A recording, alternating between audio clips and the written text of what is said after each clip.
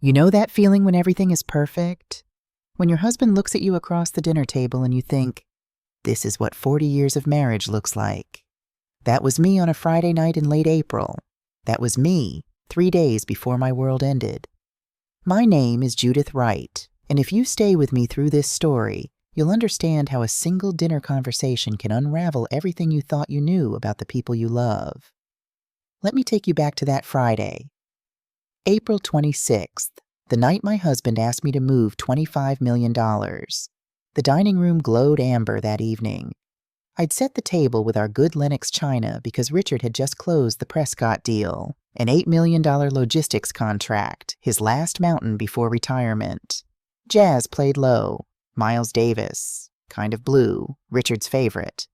Remember when we couldn't afford wine this good? I said, swirling the Cabernet. Richard smiled. I remember when you made that terrible sangria with boxed wine and canned fruit. You loved my sangria. I loved you. The sangria was questionable. We laughed, and for a moment I felt young again, before mortgages and board meetings and the weight of building something from nothing. Then Richard's tone shifted. Judy, I need you to do something for me. I set down my wine glass. What is it? Tomorrow morning, go to Bank of America. Transfer everything to your name. All of it. All $25 million. I laughed nervously. Everything? What do you mean? The investment accounts, the trusts, the business holdings. I need it in your name only. He squeezed my hand. It's about protection. There are things shifting in the company. If something happens, I need to know you're protected. If something happens? My throat went dry. Are you sick? No, sweetheart, I'm fine. He paused. It's about making sure certain people can't access what we've built. Someone I trust completely. That's you. This is because of Philip, isn't it? The argument at the board meeting? Richard's jaw tightened. Philip's going through something, making decisions that don't add up. And Vanessa, he stopped. What about Vanessa? Nothing concrete, just a feeling. He forced a smile. I'm probably being paranoid. All right, I said finally, if it gives you peace of mind. Thank you. And Judy, don't mention it to anyone. Not Philip, not Vanessa, not even David Coleman. This stays between us. He pulled me to my feet, and we danced barefoot in the dining room to Miles Davis playing a song about time running out. But something he'd said kept echoing. When I'm gone, not if something happens. When I'm gone. Like he knew. Saturday morning I drove to Bank of America. Patricia Chen was waiting in her corner office. Mrs. Wright, your husband called ahead. Everything's prepared. For 90 minutes I signed documents, authorization forms, transfer orders, beneficiary updates. Once these process, you'll have sole authority over all Wright family assets, Patricia explained. Your husband won't be able to access these accounts without your written permission. I took a photo of the receipt and texted Richard. Mission accomplished. He responded immediately. Perfect. See you tonight. Love you. As I walked through the lobby, I saw him, Philip, my son, standing near the ATM watching me. Mom, what are you doing here? My mind raced. Just updating paperwork. Beneficiary forms. Philip's hazel green eyes studied me. On a Saturday morning? What about you? Don't you usually play tennis? Vanessa wasn't feeling well. He shifted his briefcase. Mom, I need to ask you something. Be careful. Careful of what? Just careful. Not everyone is who they seem. He glanced over his shoulder. I love you. Remember that. He pressed something into my palm. A small USB drive. Take this. Don't open it unless something happens to me or Dad. And don't tell anyone you have it. Not Vanessa. Not Benjamin Hayes. No one. Philip, you're scaring me. Good. Maybe you should be scared. He kissed my cheek. I have to go. Love you, Mom. He was gone, leaving me with a USB drive and 1,000 questions. Sunday arrived wrapped in routine. Church, brunch, the New York Times crossword. Richard worked in his study most of the afternoon. Around 5 p.m., he kissed my head on his way out. Board prep meeting. Shouldn't be more than a few hours. On a Sunday? Hayes wanted to go over the Prescott contract. Don't wait up. That was 5:17 p.m. At 8:43 p.m., my phone rang. Mrs. Wright? This is County General Hospital. Your husband has been brought to our emergency department. You should come right away. The wine glass I'd been holding shattered on the counter. The 15-minute drive took an eternity. When I reached the ER, a nurse led me to Bay 7. Richard lay on the gurney, perfectly still. Too still. His face looked like wax. Richard? I took his hand. Cool, not warm. Richard, I'm here. A young doctor entered.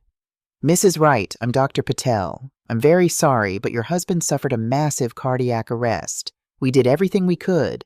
Time of death was 8:35 p.m. The world tilted. He collapsed in his office, Dr. Patel explained. Security called 911. Someone was performing CPR when paramedics arrived. Who? I do. I turned. Philip stood in the doorway. Beside him, Vanessa. And behind them, a man in a navy suit carrying a briefcase. Benjamin Hayes, the company's chief counsel. Mom, Philip said, his voice flat, emotionless. We need to talk about Dad's accounts. I stared at my son. What? The accounts, Philip repeated. Vanessa's hand rested on his arm, her pale pink nails perfectly manicured. We need to discuss the transfers Dad made this week. Your father just died. I looked from Philip to Vanessa to Hayes. He's lying right there, and you want to talk about money? Hayes stepped forward. Mrs. Wright, please accept my deepest condolences, but there are urgent matters regarding the estate that require immediate attention. Urgent? Anger rose in my chest. My husband hasn't been dead an hour, which is precisely why we need to act quickly, Hayes interrupted. There were significant financial movements in the past 48 hours, transfers that raise questions about undue influence and mental competency. How dare you? Mom, please. Philip's voice was cold. We're trying to protect the company. These transfers were unusual. I looked at my son. His face was composed, his eyes dry. Vanessa stood beside him like a beautiful statue. Neither of them looked like they were grieving. I want you out, I said quietly. Hayes pulled a folder from his briefcase. I'm obligated to inform you that as of 6 p.m. this evening, we filed a temporary injunction with the county court. All Wright family accounts are frozen pending investigation. The floor dropped away. You filed this while he was dying. The timing is unfortunate, but necessary. We're talking about $25 million. Until the court determines your husband was of sound mind, no one, including you, has access to any Wright Logistics assets. You're on the board, I said to Philip. You signed off on this? Philip's jaw tightened. It's not personal, Mom. It's procedure. Vanessa spoke, her voice honey smooth. We're all grieving, Judith, but Philip is trying to do what's right. Surely you understand. Get out. They left. All three of them. I sank into the chair beside Richard's gurney and took his hand. That's when I remembered. The USB drive. Philip's words. Don't open it unless something happens to me or Dad. Like he knew. Like he'd been expecting this. I didn't go home. I checked into a Marriott and sat with my laptop and Philip's USB drive. One folder. For Mom. Inside, audio, documents, photos, write me first. Text. I clicked the text file. Mom, if you're reading this, something bad has happened. What you're about to see will hurt, but you need to understand who we're fighting. Dad and I have been working together for 3 months to gather this evidence. He made me promise not to tell you until we had proof. I know how I've seemed. Cold, distant. It's all been an act. Trust David Coleman. Trust the evidence. I love you. Dad loved you. Everything we did to keep you safe. Philip, my vision blurred. I opened the audio folder and clicked the most recent file, April 24th. Static, then voices. Richard and Philip. Philip. Dad, I found 3 more shell companies. Look at these invoices. He's been siphoning money for over 2 years. Richard. Benjamin Hayes, my own goddamn lawyer. How much? Philip. At least $4 million. And Dad. Vanessa's the one who gave him access to my codes. They're sleeping together. Have been for 6 months. Silence. Then, Richard. I'm sorry, son. Philip. It gets worse. There's a text thread about timing and natural causes. Dad, I think they're planning to kill you. Richard. That's why I'm transferring everything to your mother's name. If something happens to me, Hayes can't touch the assets. Philip. What if they go after Mom? Richard. That's what this evidence is for, but we need ironclad proof. Until then, you play along. You act like you suspect your mother, not Vanessa. It's the only way to keep you both safe. Philip. I hate this. Richard. I know, but your mother can't know. If she knows, she'll react. Promise me, Philip. Whatever happens, you protect her, even if it means she thinks you've betrayed her. The recording ended. I sat frozen, tears streaming. Philip wasn't the enemy. He'd been trying to save us. Richard had died trying to protect me. I opened the documents folder. Bank statements, wire transfers, email threads. Benjamin Hayes had created 7 shell companies, monthly transfers to offshore accounts in the Cayman Islands, and Vanessa had provided the access codes. The photos folder was last. 16 photos. Vanessa and Benjamin Hayes. Hotel rooms, his car, kissing. More. The most recent timestamp, April 25th. The day before, Richard asked me to transfer the money. I picked up my phone and dialed. David Coleman. David, it's Judith. I need you now. Judith, it's almost midnight. Richard's dead. Philip and I are being set up, and I have evidence that Benjamin Hayes and Vanessa Wright committed murder. Silence. Then, I'm on my way. Don't open your door for anyone but me. I looked at the USB drive. Somewhere out there, my son was still pretending to be my enemy to protect me from people who'd already killed once. If I was going to honor Richard's sacrifice, if I was going to save Philip and bring down the people who'd stolen everything, I needed to become exactly what Richard always said I was. The strong one. David Coleman arrived at my hotel room at 12:47 a.m., still wearing his reading glasses and a Stanford sweatshirt I'd never seen him in before. In 20 years of handling our personal affairs, I'd never seen David in anything but 3-piece suits. He looked at me, really looked, and his expression softened. Oh, Judith. I handed him the laptop without a word.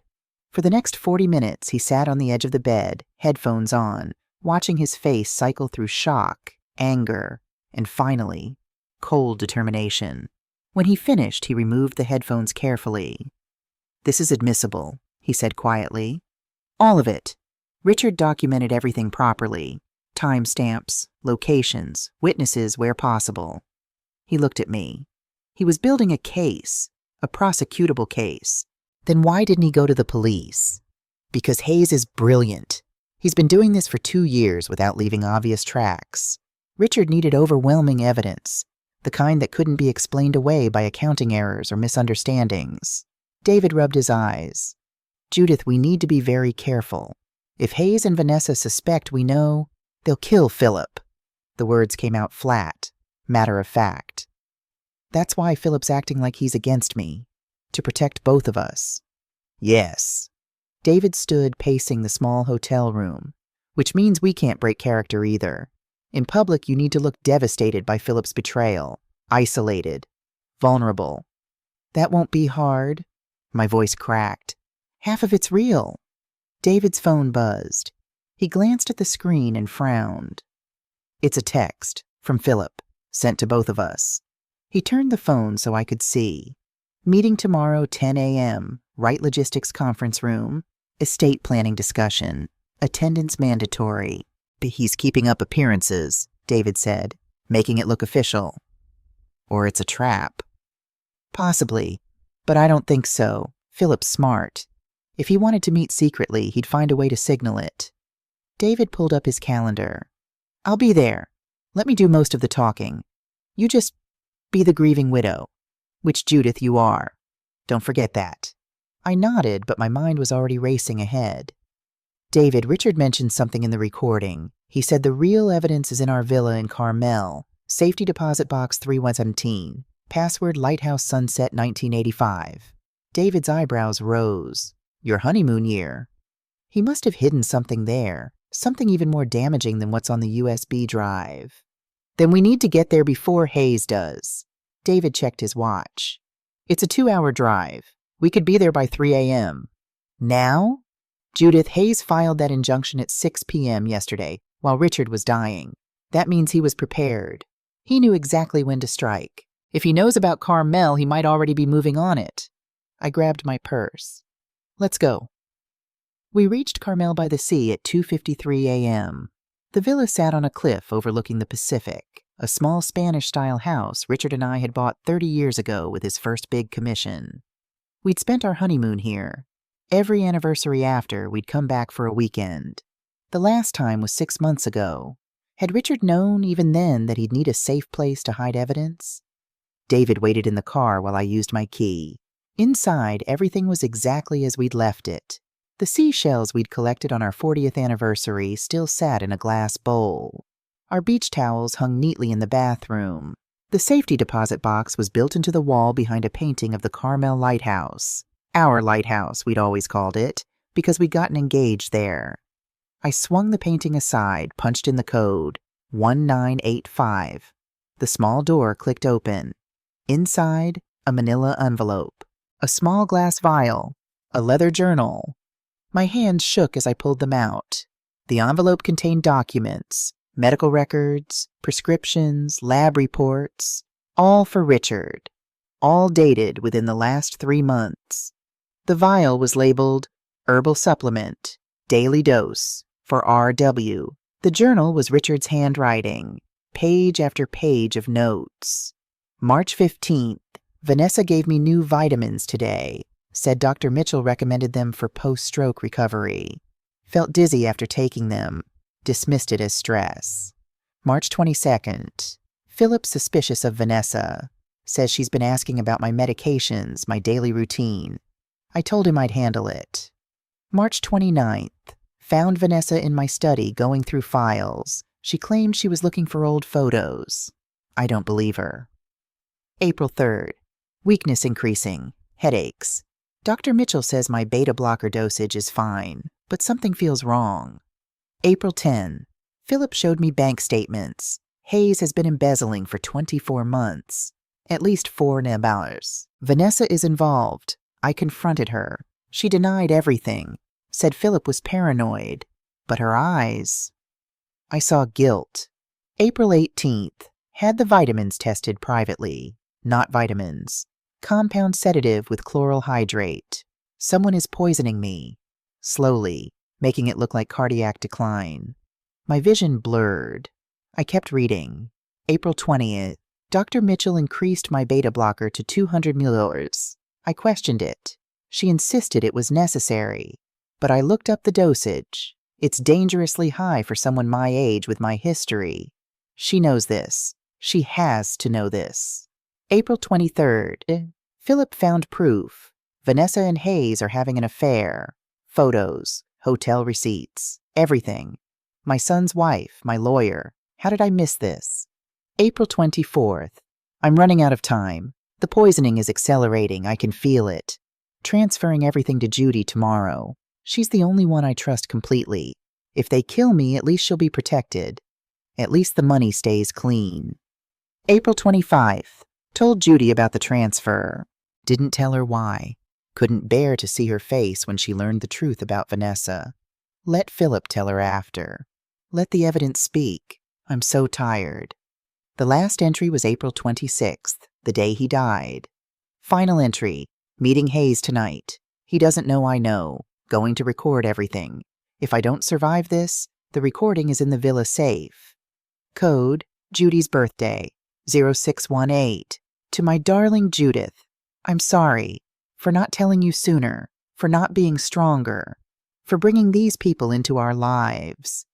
You deserved better than my silence, but you are strong, stronger than you know. Protect Philip, finish what we started. And remember, I loved you from the first moment I saw you in that library, and I'll love you beyond the last. R. I closed the journal, tears streaming down my face. David appeared in the doorway.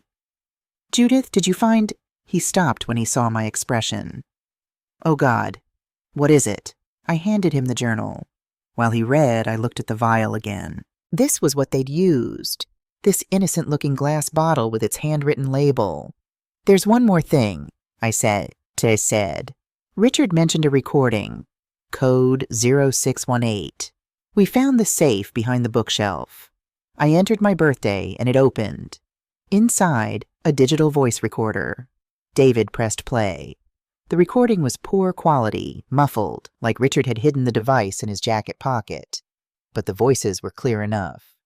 Richard: "Ben, thanks for meeting me on a Sunday."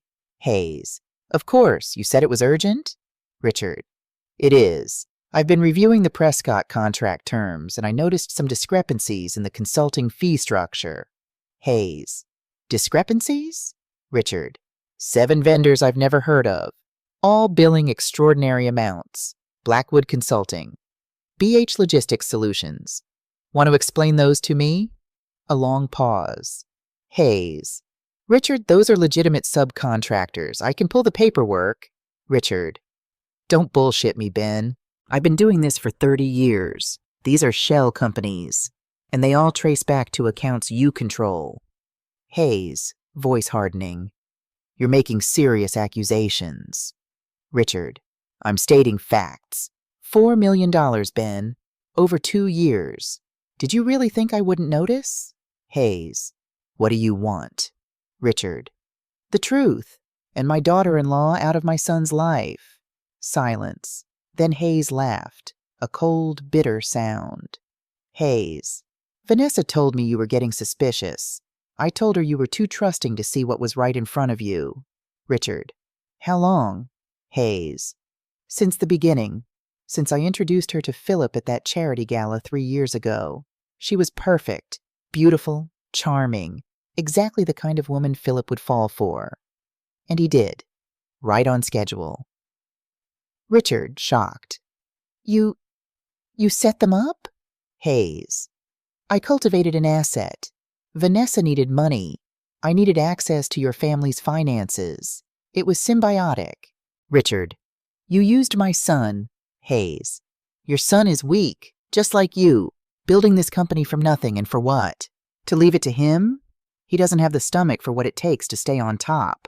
But I do."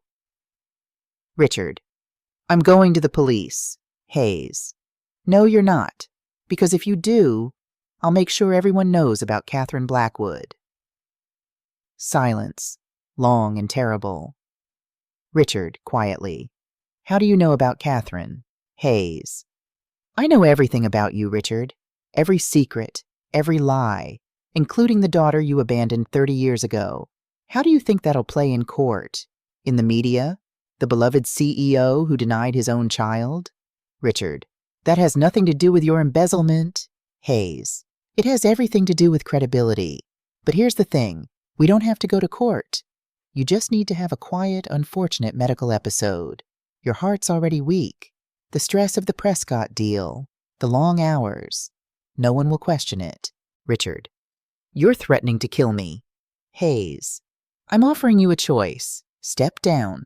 Give me signing authority over everything. And live out your retirement quietly. Or fight me and die anyway. Either way, I win." Richard: "You'll never get away with this." Hayes: "I already have. Dr. Mitchell's been very helpful. Those beta blockers she prescribed, the dosage is perfect. Mix them with your morning grapefruit juice, which I know you drink religiously, and your heart will stop within 72 hours. Natural causes. No autopsy, no questions." Richard, voice shaking: "Sarah Mitchell is involved?" Hayes: "Sarah Mitchell owes me. I made some Medicaid fraud charges disappear for her 5 years ago. She'll do whatever I ask. And what I'm asking is very simple. Adjust your medications and keep her mouth shut." The recording captured Richard's breathing. Fast, panicked. Richard: "And Vanessa?" Hayes: "Vanessa gets what she's always wanted. Philip's inheritance. Half of everything when you're gone. We split it, and she finally gets what her mother never could. Justice." Richard: "Her mother? What are you—" A door opened. Footsteps. Vanessa. Voice bright. Fake. Dad, I didn't know you were working late too. Benjamin said you two were meeting, so I brought soup. Richard. Vanessa. Vanessa. You look pale. Are you feeling okay? You should sit down. Hayes. Richard was just leaving, weren't you, Richard? Richard. This isn't over. Hayes. Quietly, menacingly. Yes, it is. Footsteps. A door closing. Then silence. The recording ended. David stopped the playback, his face ashen. He knew. Richard knew they were going to kill him, and he went to that meeting anyway. To get this confession, I held up the recorder. He sacrificed himself for evidence. Judith, this recording, it's proof of premeditated murder. Hayes admits everything. The embezzlement, the conspiracy with Dr. Mitchell, even the method. David's hands shook. We need to get this to the police, now. Not yet. I stood, tucking the recorder and journal into my purse. We need Dr. Mitchell's confession, too. Hayes can claim the recording is fake or taken out of context. But if we have Mitchell admitting she altered Richard's prescriptions, how do we get that? She's not going to just confess. I thought of Richard's final journal entry, his quiet courage, his faith in me. We make her an offer, I said. Immunity in exchange for testimony. But we need leverage. We need to prove she changed those prescriptions. David pulled out his phone. I know someone, Elena Rodriguez. She's a pharmacologist at UCLA. She owes me a favor. If we can get Richard's medical records and the actual prescriptions Mitchell wrote, the medical records are in the envelope. I handed them to him. But how do we get Mitchell to cooperate? We don't ask nicely. David's expression hardened. We scare her. We show her we have evidence. We make her believe Hayes is going to throw her under the bus to save himself, because that's exactly what he'll do. 26 hours later, we sat in Dr. Sarah Mitchell's private office in Beverly Hills. David had made the appointment under a fake name, claiming to need a cardiology consultation. She entered her office expecting a routine patient. Instead, she found me, David, and Detective Laura Morgan, the detective Richard had apparently briefed before he died. Dr. Mitchell froze in the doorway. What is this? Detective Morgan showed her badge. Dr. Mitchell, I'm Detective Morgan, County Sheriff's Department. We'd like to ask you some questions about Richard Wright. I heard about Richard.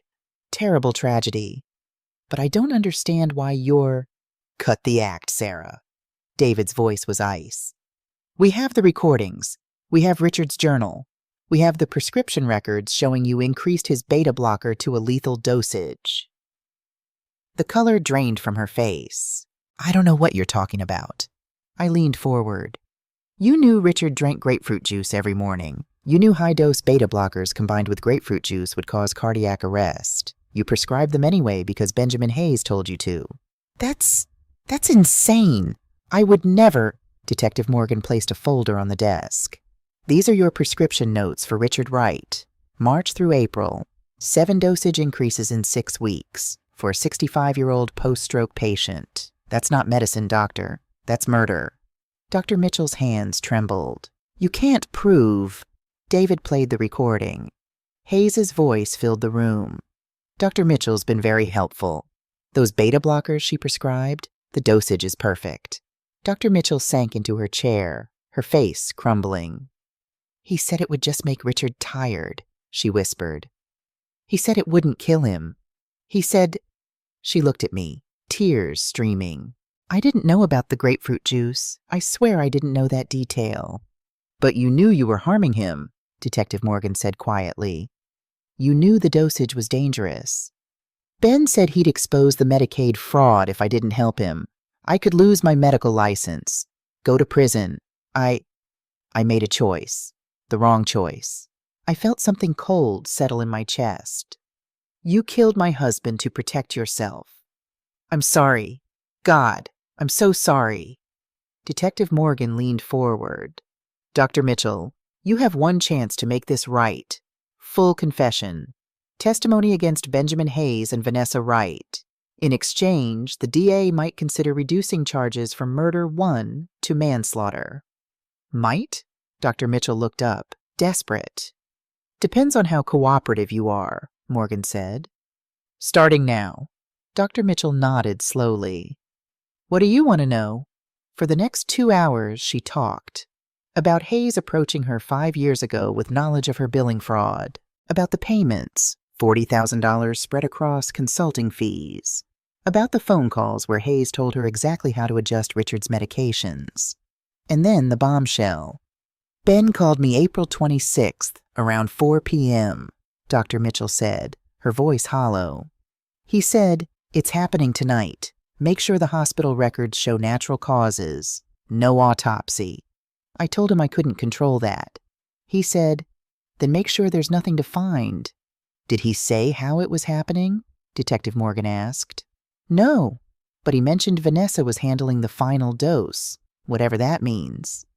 David and I exchanged glances. The vial from Carmel, the herbal supplement. Did you know Vanessa was involved from the beginning? I asked. Dr. Mitchell hesitated. Ben mentioned he had an inside source, someone who could monitor Richard's daily routine, make sure he took the supplements. I assumed it was an employee. When I saw Vanessa at the hospital that night, looking so calm, I realized. She broke down completely then, shoulders shaking with sobs. Detective Morgan gestured for David and me to step outside. In the hallway, Morgan crossed her arms. We have enough for arrest warrants. Hayes for murder 1, conspiracy, embezzlement. Vanessa for murder 1, conspiracy. Mitchell for manslaughter and evidence tampering. When? I asked. 48 hours. I need to brief the DA, get the warrant signed. But Mrs. Wright, she looked at me seriously. If Hayes suspects we're closing in, he might run. Or worse, he might go after Philip. We need to keep this quiet until we're ready to move. Philip's still pretending to be against me, I said. Still playing the betrayed son. As long as Hayes thinks that's real, he'll feel safe, Morgan finished. Good. Keep it that way. And Mrs. Wright, your husband was building this case for months.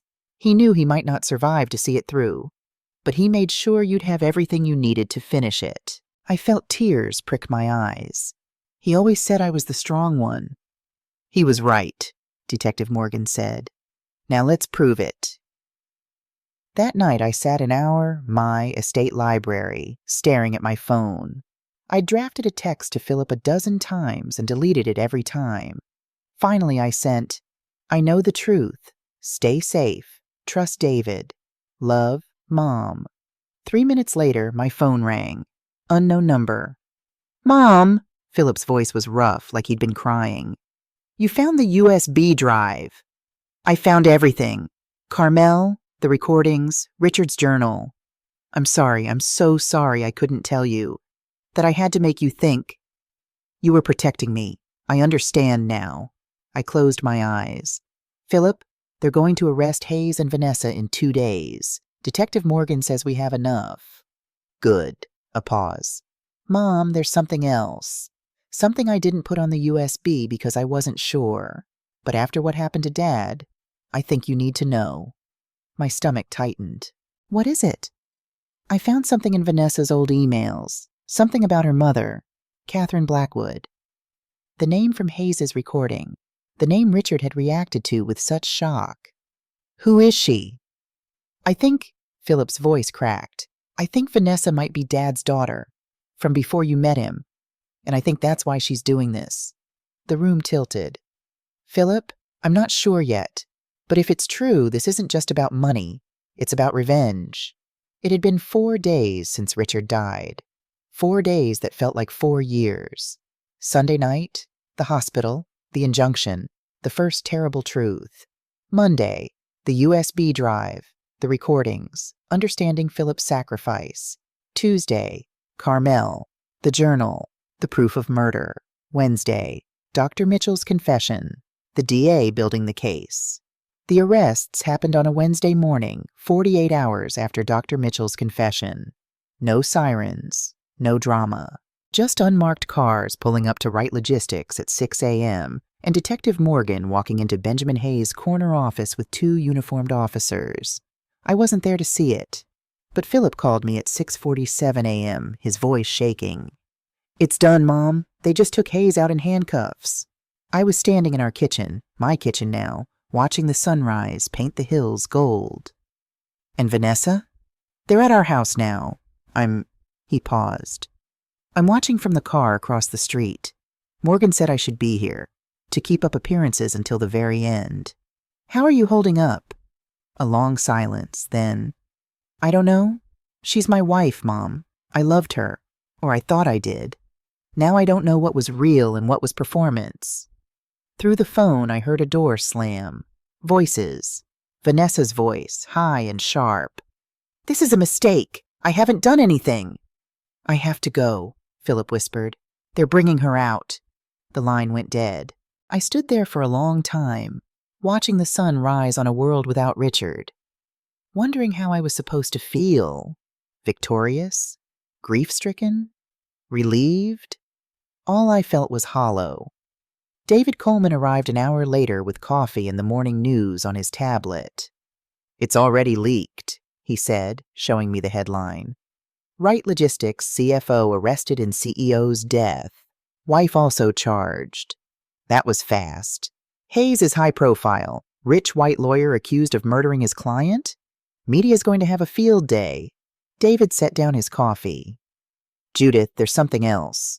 The DA's office called. They want to meet with you this afternoon. They found something in Vanessa's apartment during the search. What kind of something? Documents. About her mother. About Richard. He hesitated. I think Philip was right.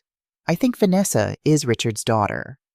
The district attorney's office was sterile and fluorescent, the kind of place where bad news gets delivered in neutral tones. Rebecca Torres was a woman in her 50s with steel gray hair and eyes that missed nothing. She slid a folder across the table to me. Mrs. Wright, I'm going to show you some things that may be difficult. Are you ready? I nodded, though I wasn't sure I was. Inside the folder, a birth certificate.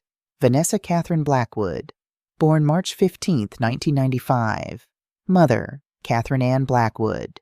Father, unknown. Below that, a DNA test. Recent, dated 6 months ago. Probability of paternity, 99.97%. Richard James Wright is the biological father of Vanessa Catherine Blackwood. The room swayed. How long have you known? I managed. We found the DNA results in Vanessa's safe deposit box this morning, along with these. Torres pulled out a stack of letters, old, yellowed, some of the ink faded.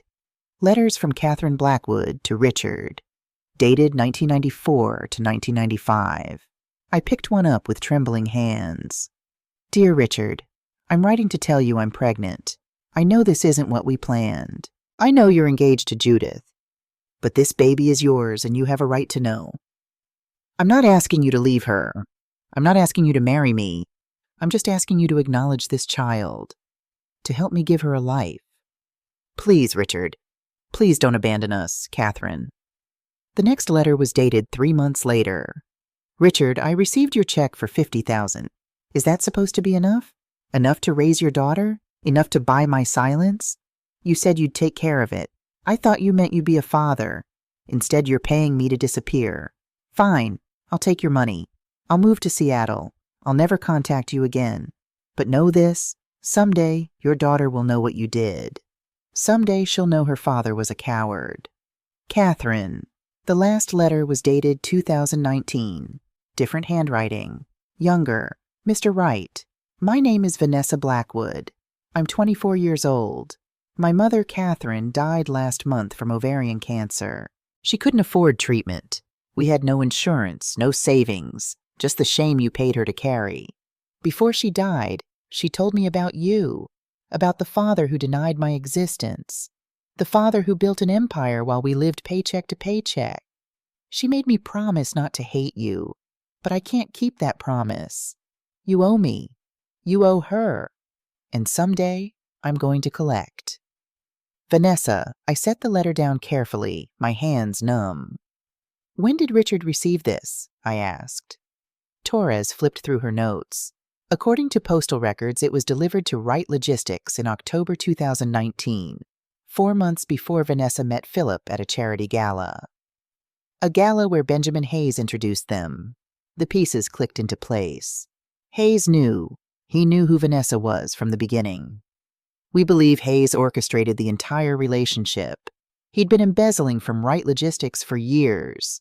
When Vanessa contacted him separately, looking for information about her father, Hayes saw an opportunity. Revenge and money in one package. David leaned forward. Did Richard know? Before the end, did he know Vanessa was his daughter? Torres pulled out one more document. We found this in Richard's private office safe, a revised will dated April 22nd, 4 days before his death. She handed it to me. I read it once, twice, the words blurring through my tears. Last will and testament of Richard James Wright. A Richard James Wright, being of sound mind, do hereby acknowledge. 1. Vanessa Catherine Blackwood is my biological daughter, born March 15, 1995, to Catherine Ann Blackwood. 2. I was a coward. 30 years ago, I denied her existence to protect my marriage and my reputation. I paid Catherine to disappear, and I never looked back. 3. Catherine Blackwood died without the financial support I should have provided, without the acknowledgement she deserved, without the father her daughter needed. 4. I recently learned that Vanessa is married to my son Philip. I do not believe this was coincidence. I believe she sought out my family deliberately, and I cannot blame her. 5. I have arranged to meet with Vanessa privately on April 28th to acknowledge her publicly and offer restitution. However, if I do not survive to that meeting, I make the following bequests. To Vanessa Catherine Blackwood, the sum of $5 million, $5,000 as partial compensation for 30 years of neglect and denial. An additional $2 million, $2,000 to establish the Catherine Blackwood Foundation for single mothers facing financial hardship. To my son Philip, I'm sorry you had to learn you have a sister this way. I hope you can forgive me, and I hope you can welcome Vanessa into our family with the grace I failed to show. To my wife Judith, you deserved the truth from the beginning. You deserved better than my silence and my shame. The remaining estate is yours to do with as you see fit. But I ask you, if you can find it in your heart, to help me make this right, to give Vanessa what I denied her, family. I was not a perfect man, but I tried in the end to be a better one. Signed, Richard James Wright, witnessed by David Coleman, attorney at law. I looked at David, stunned. You knew about this? David's face was somber. Richard came to me April 22nd. He had hired a private investigator who confirmed Vanessa's identity. He was devastated, ashamed. He said he needed to make it right before it was too late. But he never told me. He planned to. After he met with Vanessa, he wanted to know if reconciliation was possible before he burdened you with the truth. David's voice cracked. He scheduled that meeting for April 28th, 2 days after he died. The tragic irony crashed over me like a wave. Richard had been trying to save Vanessa, and Vanessa had killed him, not knowing he was already trying to give her everything she wanted. They let me see Vanessa before the arraignment. I don't know why I asked. Maybe I needed to understand. Maybe I needed to see if there was anything human left behind those beautiful eyes. She sat in the interview room in an orange jumpsuit, her hair pulled back, no makeup. Without the polish, she looked young, fragile. She looked like Richard. Same hazel green eyes, same stubborn set to her jaw. How had I never seen it? Why did you agree to see me? She asked when I sat down. I needed to know if you knew. Knew what? I slid a copy of the will across the table. She read it slowly. I watched her face change. Confusion, disbelief, then dawning horror. No, she whispered. No, this isn't. When did he write this? 4 days before you killed him. Her hands started shaking. I didn't know. Ben said he'd never acknowledge me, that he'd deny it until his dying breath, that the only way to get justice was to take everything. Benjamin Hayes manipulated you, used your pain, your mother's suffering. He turned your grief into a weapon. I wanted him to see me. Tears spilled down her cheeks. Just once I wanted my father to look at me and say, "You're my daughter, and I'm sorry."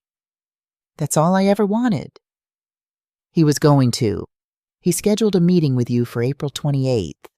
He was going to acknowledge you publicly, give you $5 million, welcome you into the family. Vanessa's face crumpled. 2 days. I killed him 2 days before. Yes. She buried her face in her hands, sobbing. I didn't mean to.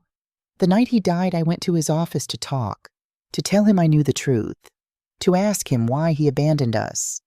But Ben was there, and he said it was time. He gave me the final dose of supplements, told me to make sure Richard took them. And you did. He was my father. The words exploded out of her. My father who let my mother die in poverty, who never sent a birthday card, never called, never even wondered if I was okay.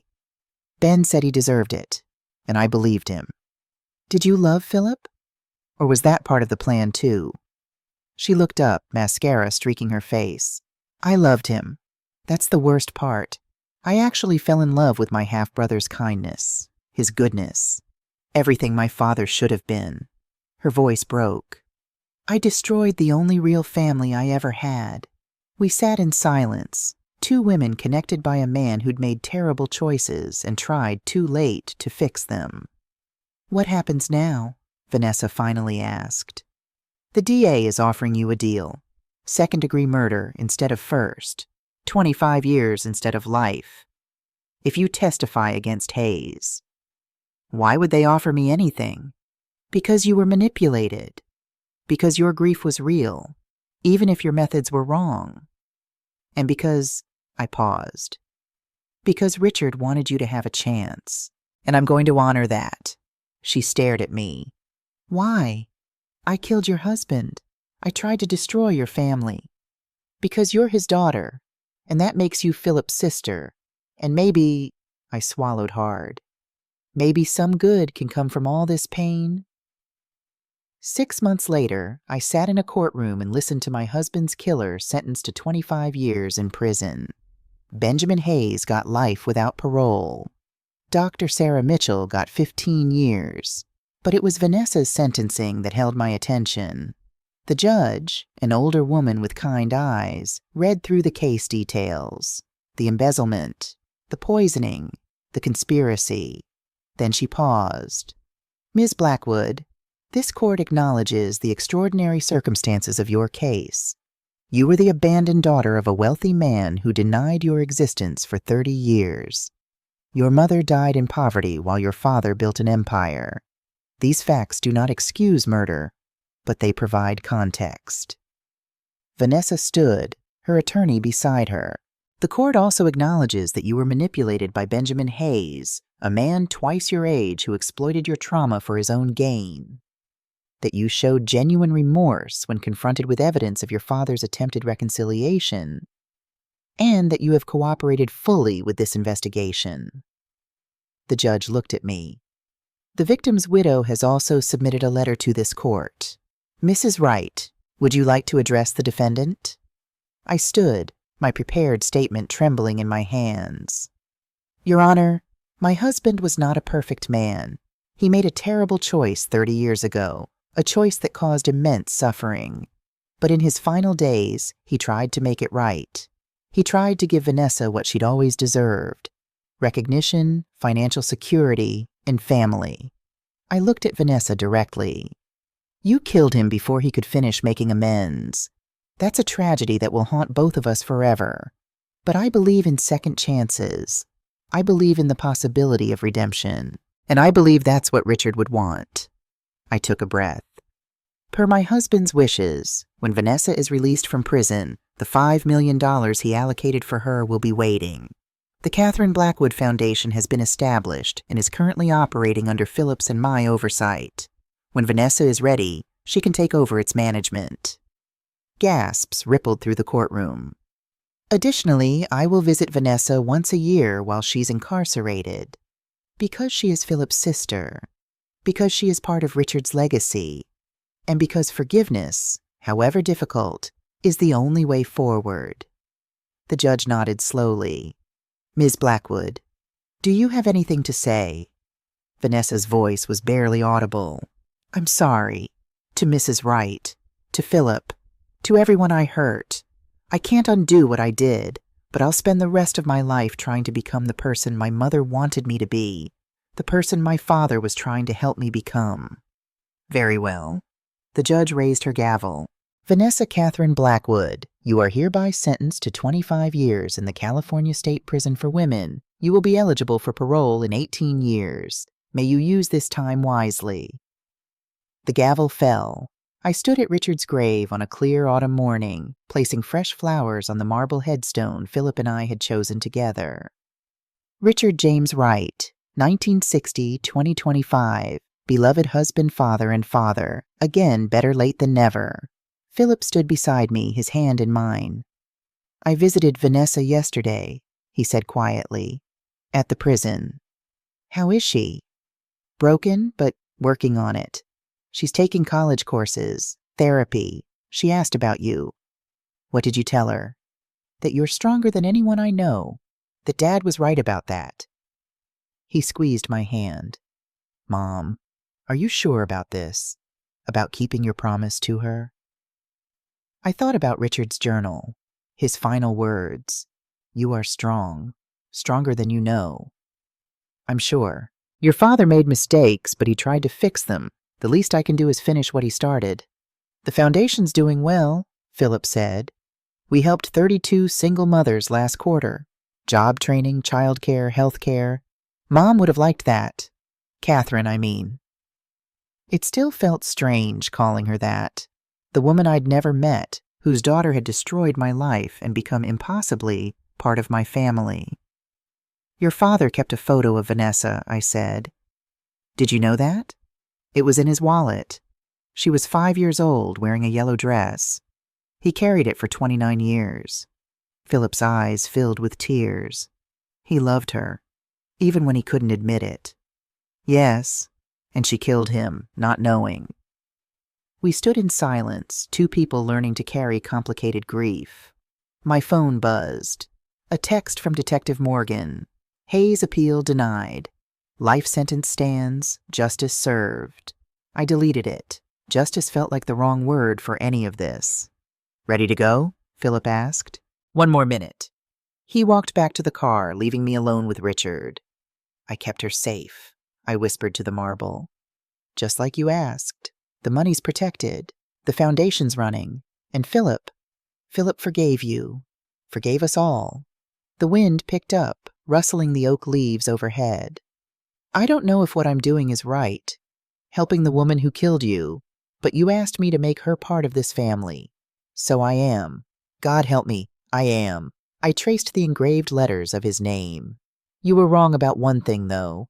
I'm not the strong one. We were strong together. And now I have to learn how to be strong alone. I placed one last flower on the grave, a lighthouse lily from Carmel, and turned to go.